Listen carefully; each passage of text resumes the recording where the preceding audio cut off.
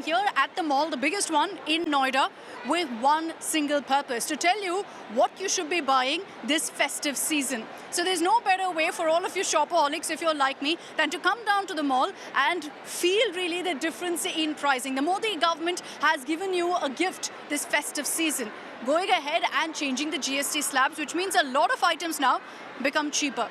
So what should you be adding to your shopping cart? What should you be going ahead and buying now? What becomes cheaper? What stays the same? What becomes more expensive? I'm going to be breaking that all down for you with a show and tell experience, so that the next time you come to a mall, you know which store to head into, you know what to buy. So join me as we go through this entire mall to give you a sense of what really the GST changes actually mean for you.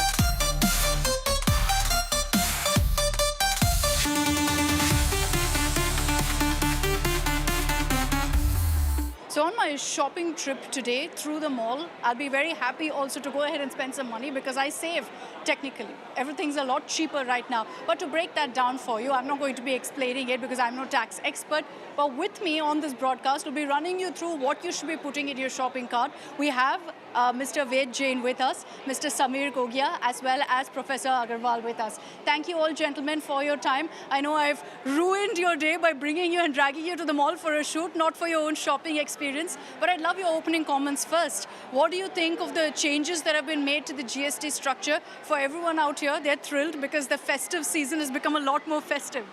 It's a big day, I believe, for the consumers across India, and particularly I can see a lot of people here around in this mall today. And because there's a lot of saving now they are making today with the new GST rate being coming into force. By and large, you will see that 12% rate has been abolished, the items have been shifted to 5%.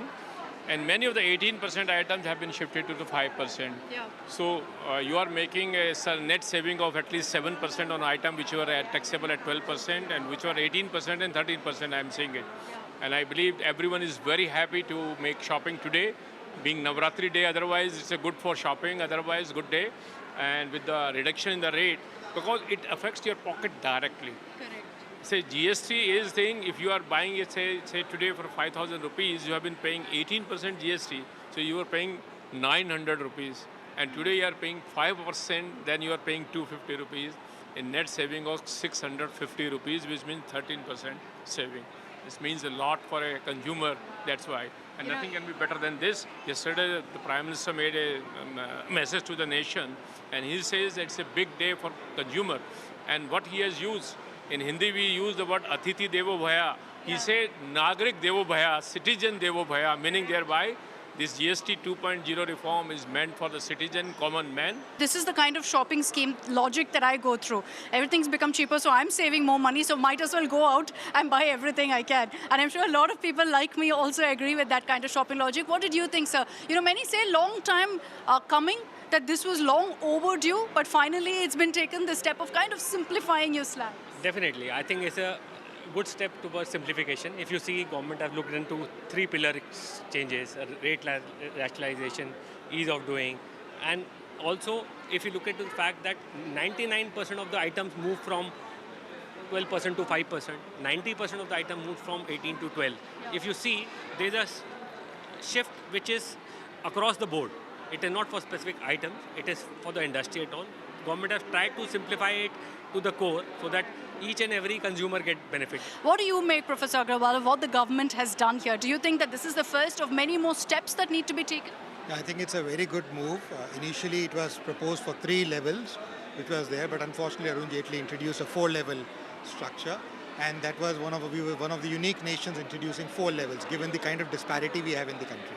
Now this move to cut it down to 2 is a very big step in this direction, because a lot of losing takes place by various states, and because there is both center and state which is earning in this process. It is not only center, it is the state also which is earning this process.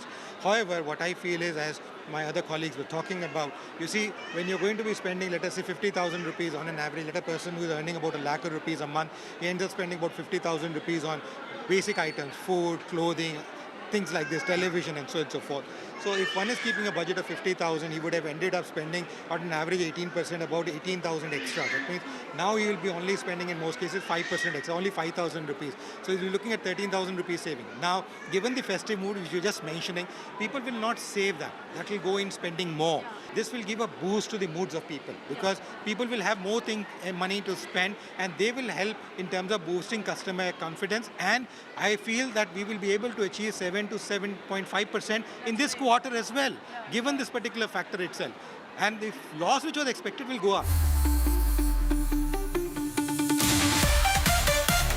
Behind me, this is what I love to shop for, cosmetics.